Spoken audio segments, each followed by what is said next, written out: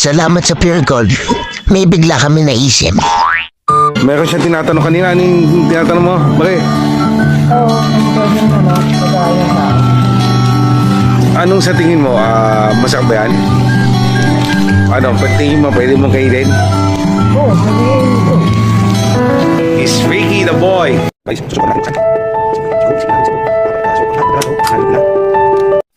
Contestant number 2, Maki the boy. Wow, pucha, flex pa. Opa! Mga guys, ready na ba kayo? Ready na. Laman. Tung. Laman. Sarap. Suka!